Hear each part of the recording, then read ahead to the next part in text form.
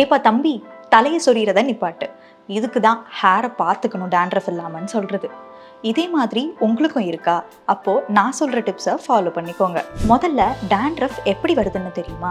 நம்ம தலையை ட்ரையா வச்சிருந்தாலோ இல்ல ஆயில் அப்ளை பண்ணாம வச்சிருந்தாலோ வெளியில வண்டியில போகும்போது தூசி பட்டாலோ டேண்ட்ரஃப் வரும். ஒழுங்கா தூங்காம அதிக ஸ்ட்ரெஸ்ஸா இருக்கும்போது, நிறைய ஜங்க் ஃபுட் எடுத்துக்கும் போது, கெமிக்கல் நிறைய இருக்கிற ஷாம்பு யூஸ் பண்ணும்போது நம்மளுக்கு தெர்மல் இம்பேலன்ஸ் ஆகி டேண்ட்ரஃப் பிரச்சனை வரும். இது வராம இருக்க நான் 2 டிப்ஸ் சொல்றேன். பாயிண்ட் நம்பர் 1, நம்ம வெந்தயத்தை ராத்திரி ஃபுல்லாக தண்ணியில் ஊற வச்சு அதை தலையில் அரைச்சி தடவிட்டு வந்தால் டேண்ட்ரஃபை கட்டுப்படுத்தலாம். பாயிண்ட் நம்பர் 2, நாம் தலை குளிக்கிறதுக்கு முன்னாடி 2 மணி நேரத்துக்கு முன்னாடி ஆயில் அப்ளை பண்ணிட்டு குளிச்சுட்டு வந்தோம்னா டேண்ட்ரஃப் கம்மியாகும். அப்புறம் இன்னொரு விஷயமும் சொல்கிறேன்.